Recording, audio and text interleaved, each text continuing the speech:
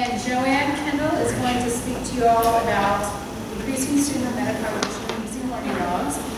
We all should have a handout and also evaluation form, which I can get from you at the end of the session, or you can leave it at the registration counter. Thank you so much, Joanne. Thank you. So just for the people that are going to watch this on tape, I am not the only person in the room because that's what it looks like. All right, so my presentation is about a project that I started thinking about last semester as a way to address a very unsuccessful co-rec attempt and make it better for this semester. And so I can't take credit for putting the W and CK in rec instead of the R and Q. I lifted that from a colleague, but I think that it is exceedingly apropos for a lot of my students anyways. I should also point out that at SciFair, we do not, all of our co-recs, with the exception of I think one section, are being taught by full-time faculty who are teaching both sections. So we essentially did not have to come up with a, this is how everybody's going to do it approach, because we didn't have to bring a lot of adjuncts on board, and we're not pair team teaching. So that comes into play with this as well. Okay. So first question, what is metacognition? And I use this word in my classroom with my students who are, yes, developmental students. And what I tell them is this. Metacognition is whether or not is the ability for you to understand what you know and what you don't know. So it's the ability to assess your own knowledge base. So here's the dictionary definition, but that's what I tell my students when they ask me about metacognition.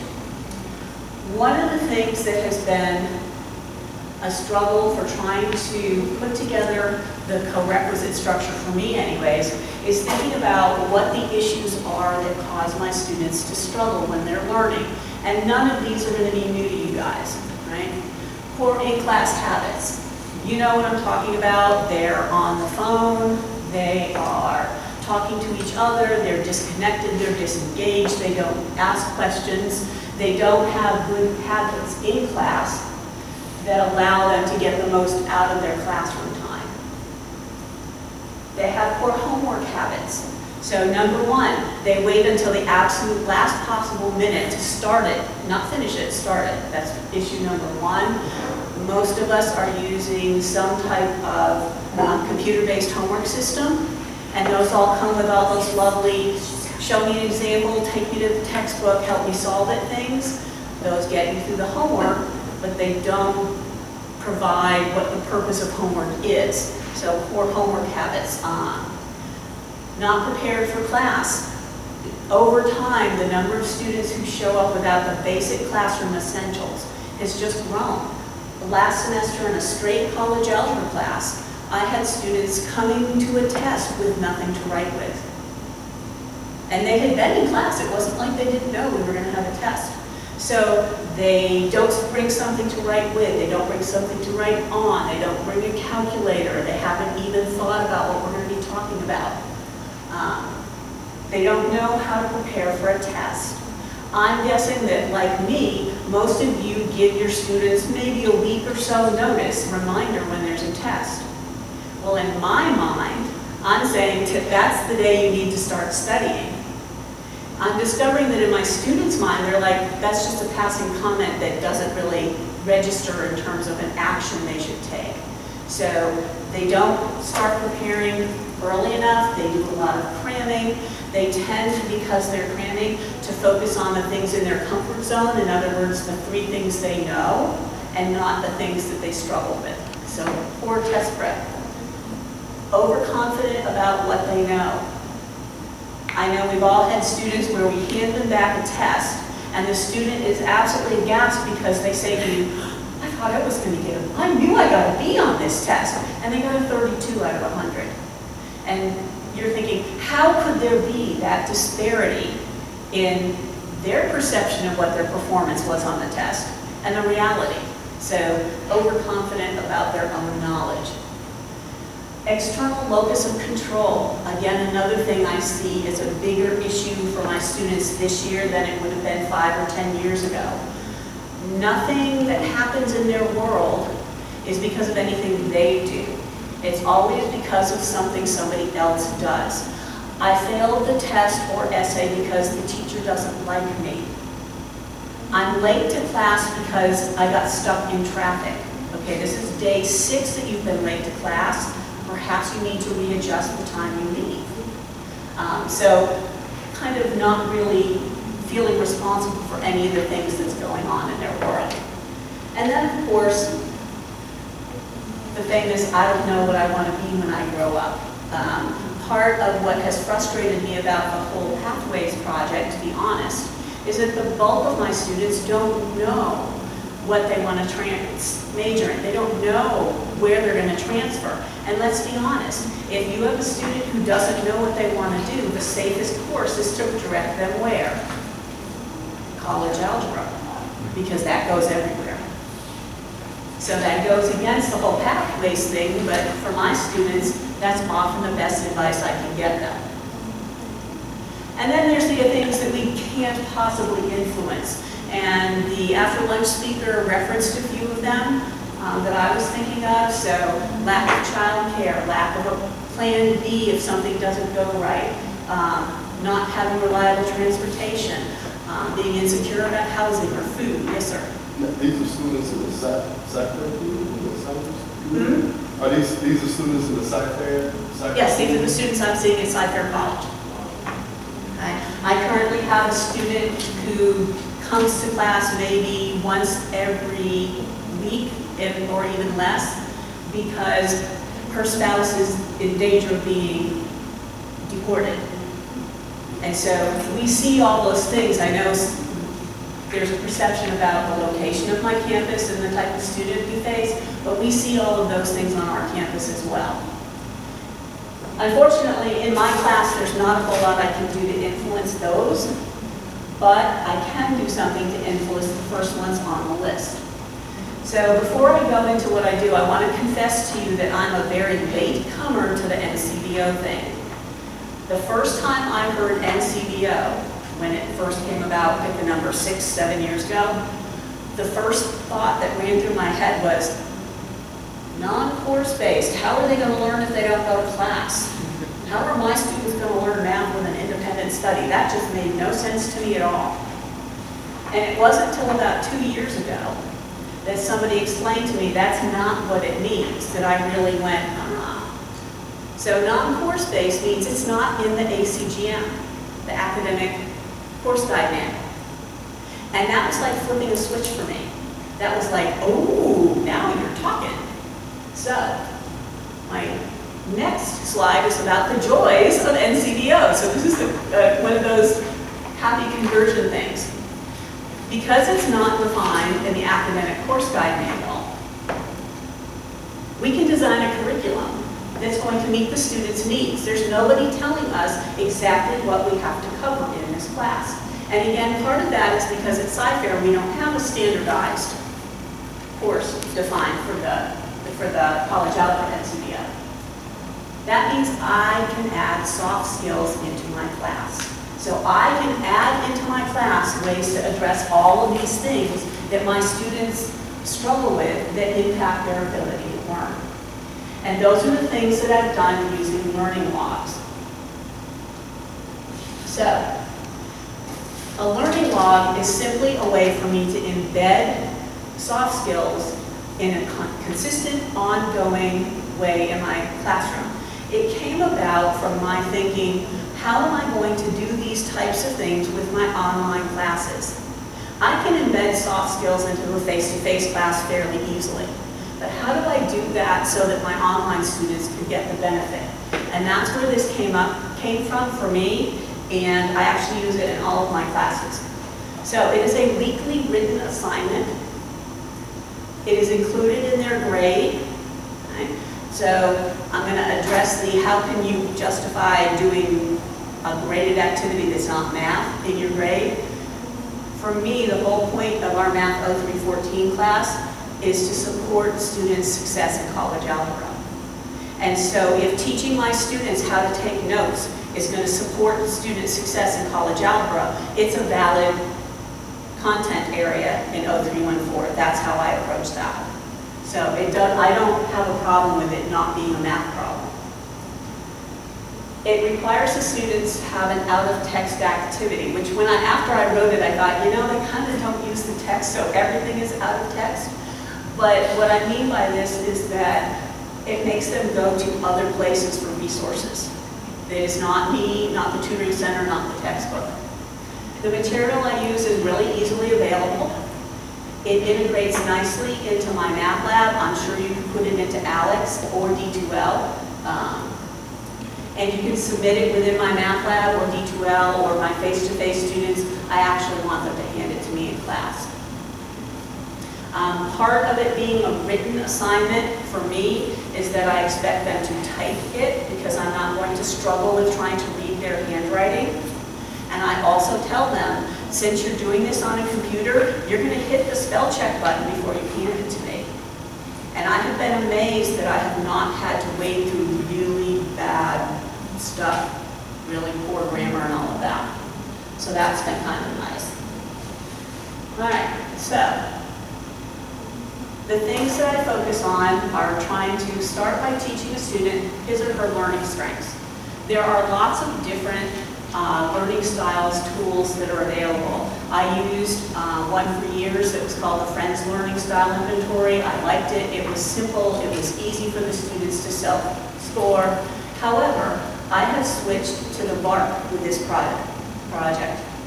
The reason being is that it's online. The student takes it and gets an immediate response, and it explains what the modalities are and gives them things they can do to maximize on them. So it's like everything wrapped up into an internet project. And we all know they love to, play on the computer. It's free, and so I found that to be a reasonable tool. I'm not as crazy about dissecting it into, 4 different categories, but I'm learning to adapt. So the prompt that they get for this assignment is to simply write a response that tells me what you scored in each of the modalities, right? What you're going to do to maximize how you scored. And I give them my personal example. It doesn't matter what learning styles inventory format I take. My score for auditory learning is almost 0 every single time. I process virtually nothing by hearing it. And I tell my students, that means if you're telling me something important, you will see me with a pen in my hand and I will be writing it down. Because if I don't do that, it does not even slow down. So for me, taping a class, whether it's a math class, a history class, or whatever, and listening to the audio tape 25 times doesn't do anything for me. That's just not my learning style, and that would be a waste of time. So I try to get them to think about playing to their strengths, so to speak, instead of focusing on doing things the way they've always done them.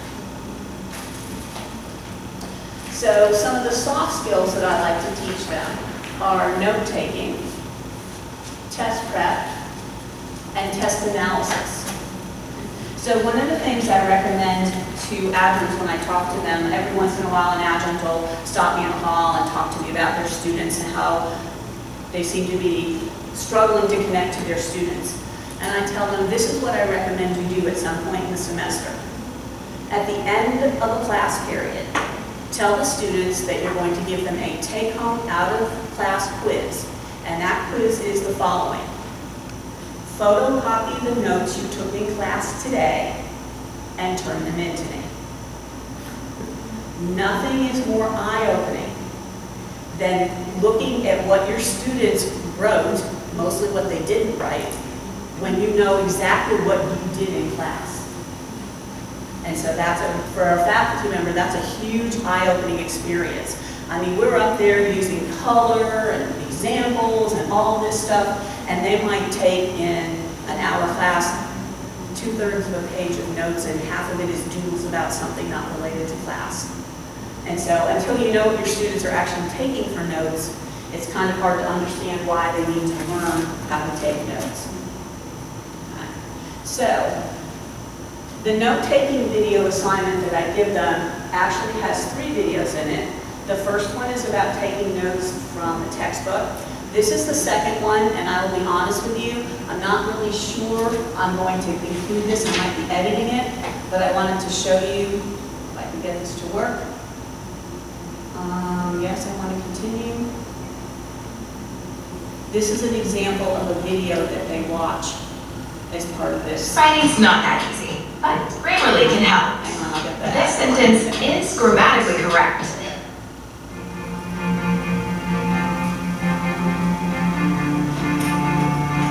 Hey pals, welcome back. So now I'm going to continue the video that I left off with, the last video, which is linked down below. Well, in this video, I'm actually going to take the lecture notes from that same class and show you guys how I revise those notes and how I incorporate my textbook notes into that. So to start things off, you will need either your textbook notes or the textbook filled with sticky notes that you left them in. You will also need your spiral of lecture notes. My spiral is just how I prefer to take my lecture notes. If you guys prefer the binder, or taking notes on just loose leaf paper and then sticking them in a binder later, or you sit there with your pad of engineering paper or legal paper and you flip the pages as you go along. Cool. Just however you take your lecture notes, make sure you have those at hand. You'll also need whatever you plan on putting your revised notes in. If you keep your lecture notes in a binder already, then just go ahead and grab that binder. But for me, since I am writing them on a separate piece of paper, I'm grabbing my Mead 5-Star Hybrid Flex Note Binder, or is it Flex Hybrid Note Binder? Something like that. It's a note binder. It's filled with reinforced college rolled notebook paper, and the other things you're going to need are some colored pens. I am shaking it up today. I'm using Sharpie pens instead of my Staedtler fine liners just because I got bored. I miss it. So one of the things that I do like about this is that to me, this is exactly what my students are doing. They're focusing on all these little bits and pieces that they think they need to worry about before they start doing their math work.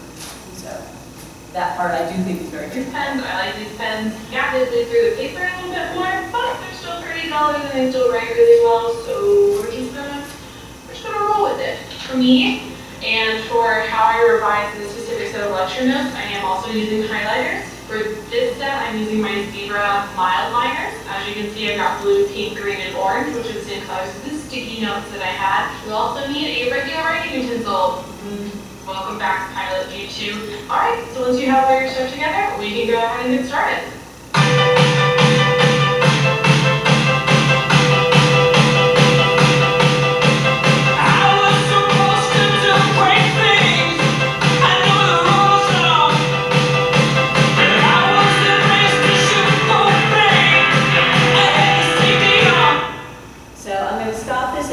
That I know this looks hugely confusing because I didn't show you the first part. She has a color-coded system with sticky notes in terms of one color for definitions, another color for examples, another color for this, and that's why her highlighters match those colors, etc. So if it just looks like a random mess, that's different.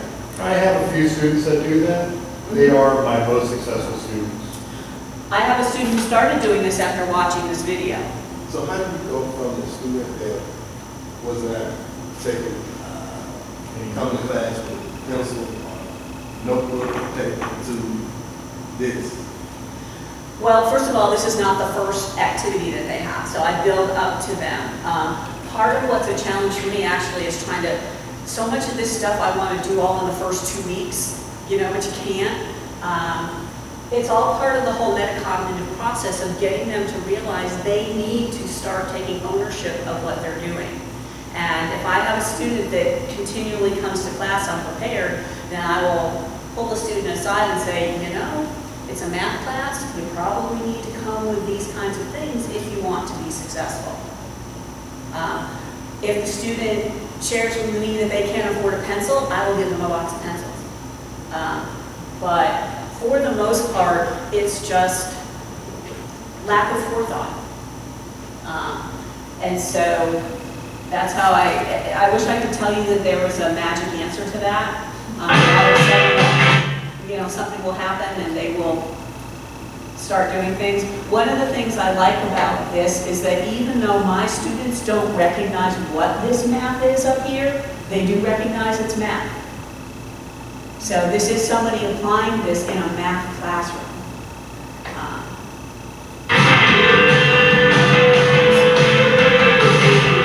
Let me see if I can skip so you don't have to listen to all that music. So she ends up with, once she does that, then she starts rewriting her notes.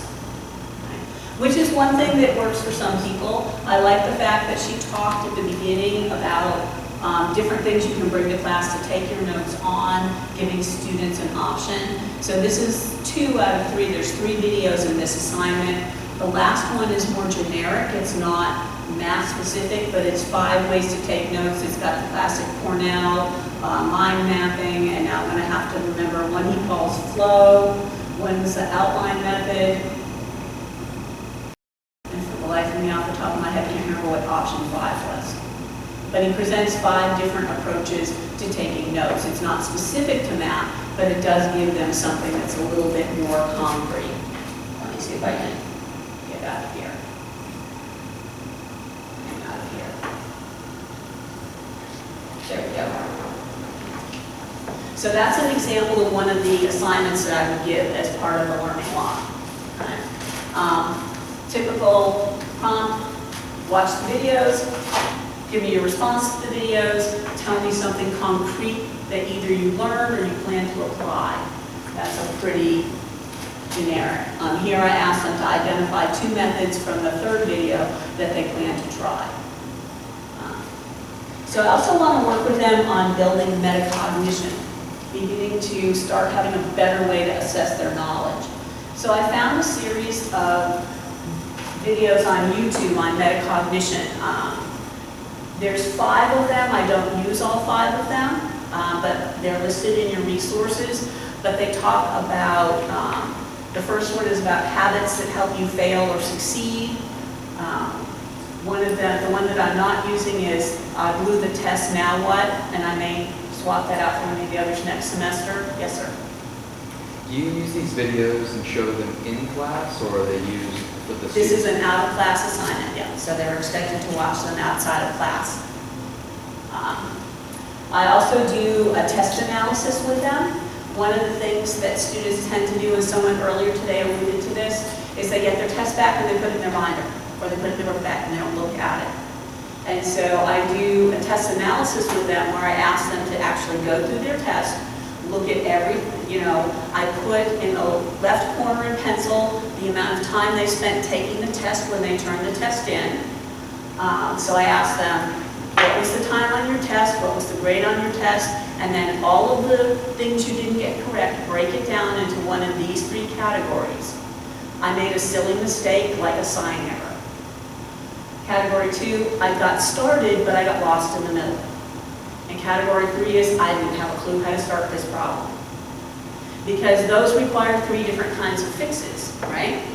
If you make sign errors, then the first thing I do is point them to how long did you spend on the test. I gave you 55 minutes and you spent 27. You chose to throw points in the trash on your way out the door because you didn't check your work. And I can't fix that. If you got started and then got lost in the middle of the problem, maybe we need to talk about using the helps in my math lab less when you're working on your homework. If you didn't know what to do, then you need to see me or a tutor because you don't understand the concept. Right? But of those 3 categories, only one of them is not understanding the math. And you can't correct a mistake until you know why. And so that's one of their assignments that I give after a test. In order to try to shift some of their locus of control and have them start to take, yes sir? So how do you deal, some students talk to me about test anxiety. And we say, okay, I learned what you were in class. I gave you some homework. But on test day, my mind goes blank. I walk through the door and the door frame sucks all my knowledge out of my head thing. What I tell students is this, anxiety is normal and it means that you care. So having anxiety in itself isn't a bad thing. The issue is when it gets out of control. And there are lots of reasons why you can have anxiety. Perhaps you walk through the door and you're remembering what you didn't study for the test. It has to do a lot with your prep. But it could just be that you've learned that tests are bad places. And you can work with a student and try to help them overcome that, but it's a process. I tell my students that if that's the case, then when they start feeling anxiety hitting, their heart starts going, all that, I want them to shut down, close their eyes, totally zone out from where they are, take a deep breath, and think of something, someplace, or someone who makes them smile. And keep that thought in their head until they physically feel a smile on their face, because that brings their anxiety back under control. They can't perform if their anxiety is out of control. So we talk about those kinds of things. We talk about, I call it a pre-ward. Do something special the day before the test that's a treat. That could be locking yourself in a room by yourself with some of our students, if they've got 5 other people at home, or going for a walk, or getting what are they, I'm not a coffee drinker, but one of those funky coffees at Starbucks is a treat. But do something to put yourself in a good frame of mind. And I try to get them to see that in the big picture, that one test is not earth-shattering, right?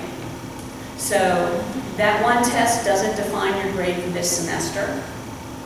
Next semester, they might ask you how you did on a test in a specific class. When you graduate, nobody's going to ask you what you got on your second math test in college algebra after you graduate. So in the big scheme of things, it's not the big, scary, life-altering event that students sometimes build it up into. But anyways, we can talk. I have some other things you can help students with. So, all right, so locus of control. First assignment I gave in my classes last fall was a job description. Their first assignment was to go home and write a job description of how to be a successful math student. And I told them up front, I said, if your job description says, come to class and study, you will get a 0. I said, when I get hired for a job, showing up for work on time is an expectation. It's not in the job description. And I post in my math lab a whole variety of job descriptions that I got from Monster, like teacher, police officer, nurse, computer web designer, a whole variety. I said, pick 1 or 2 of those and look at them. And I was really amazed at what I got back. It was really a good assignment. I also do a grade prediction project with them that's in your packet. In fact, I think I gave you a loose copy. It's a list of things that are adapted from Dr. McGuire, who has spent her entire academic life teaching students how to learn math and science. And if you're like me, one of the things that's frustrating when you go to how to teach students how to learn, a lot of that is very generic and doesn't necessarily apply to a math or science class where it's very hands-on. And so this helps them start to see that the behaviors that they do have an impact on their classes. I also have some reflection prompts. I haven't started reading those yet because they come at the end of the semester, but they're more along the lines of, so you've done these learning logs, what did you learn? How are you going to study for the final? That's different from what you had to do for a single chapter test. What kind of skills have you learned in this class that you're going to be able to move forward with in other classes? So those are examples of some of the ways I try to get them to take more responsibility for what they're learning. So, big question. Grading weight, etc. This semester, I will be upfront with you. I think I've put too much grade weight on this. It is worth 20% of their support class grade. It will be moving down to 10% in future semesters. The bottom line is if you don't grade it, they won't do it. So if you're going to do anything at all like this, you have to be willing to give it part of your grade weight. Okay? Even if you do grade it, they don't always do it, which is number 2. So how much time does it take me to grade all these written things that I'm getting every Monday? Because that's when all of my classes have to turn them in. Only half of my students are doing that. I have students who have taught, despite my standing up there the first week of class every day saying, now these are worth 2-letter grades. 2-letter grades, people. 2-letter grades. It's a good deal. They're not doing them. So if you're thinking there's no way I can wade through 25 or 30 of these every week, I seriously doubt you would have to. Because my experience is that half of them are not even doing them.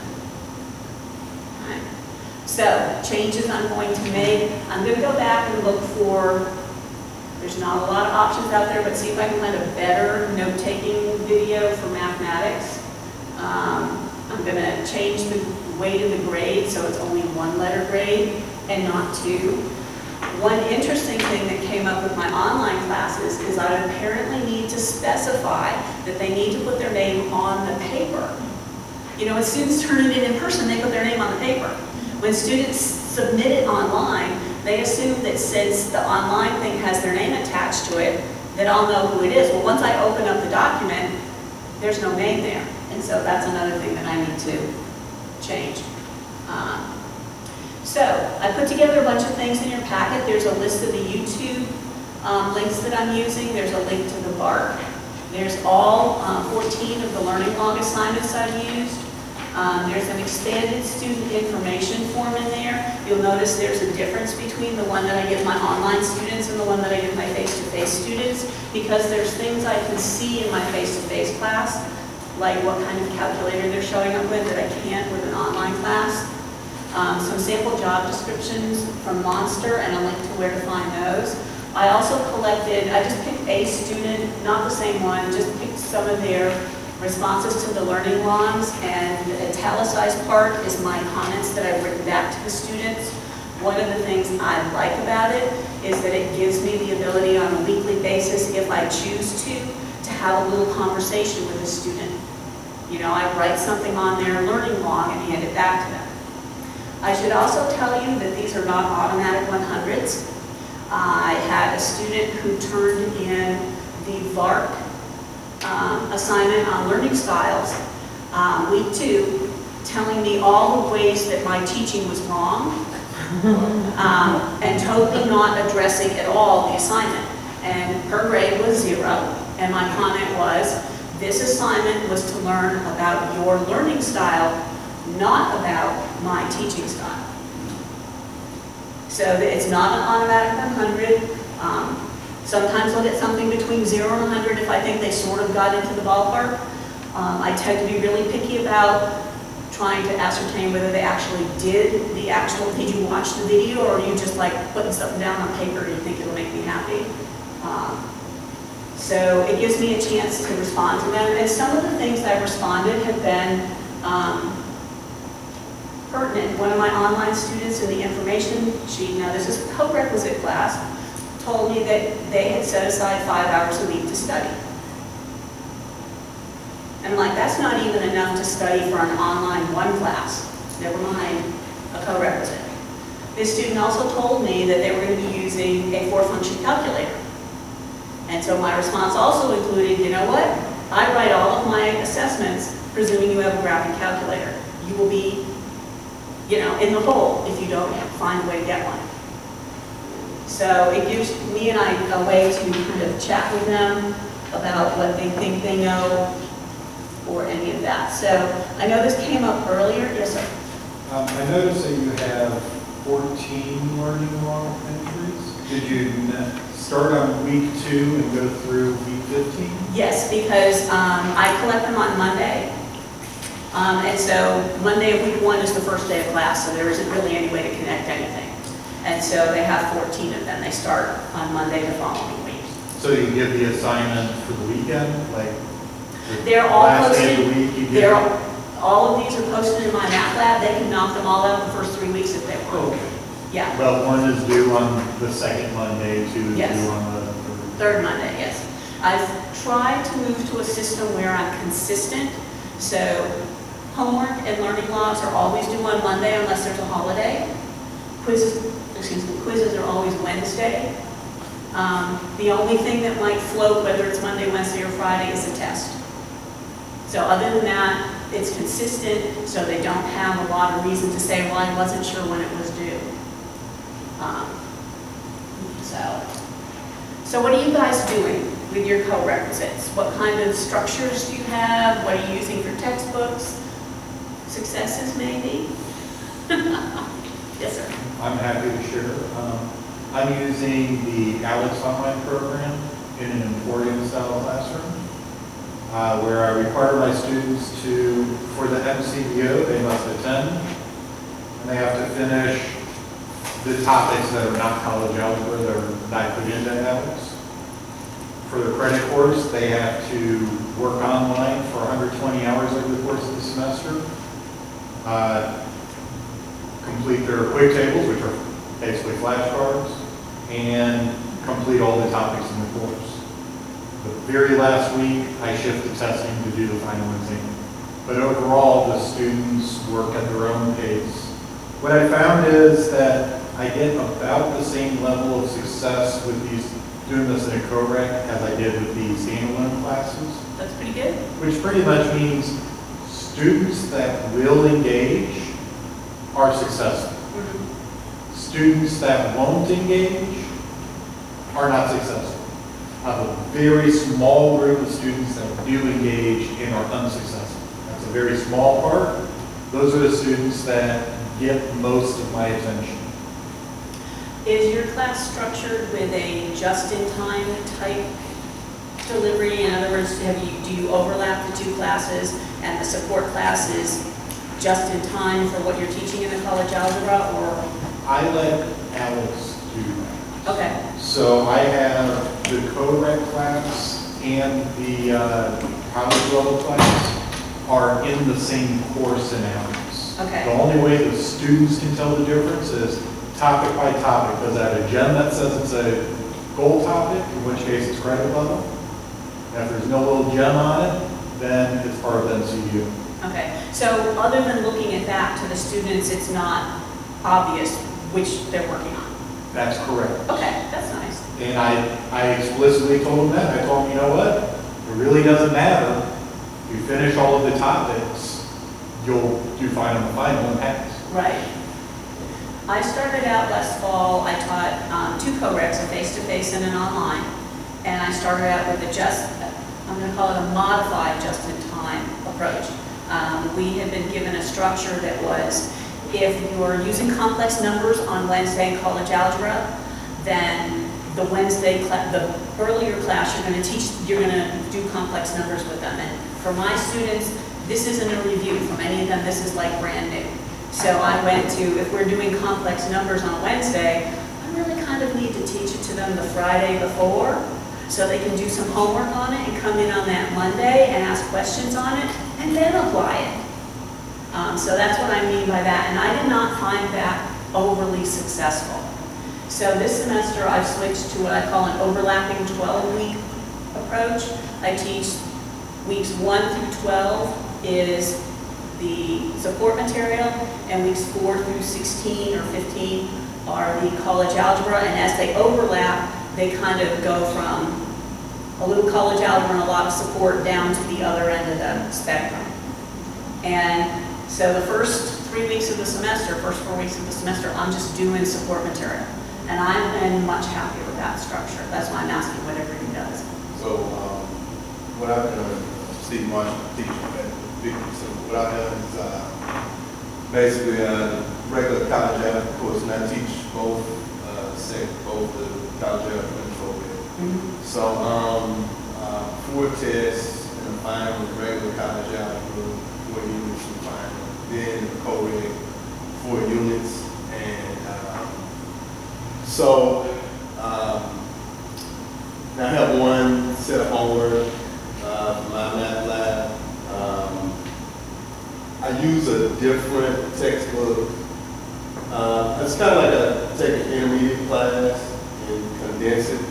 But I hit all the topics that we used to hit in an intermediate class. Okay. And so the challenge I run into is because of that, they have like 7 or 8 exams a semester between both classes and the finals. So sometimes the exams may maybe in the same week, in a 2-day class, or a week apart. So there may be some type of fatigue. I don't know. I mean, it fatigues me. I mean, going through it and trying to teach it that way, but that's not an issue. So.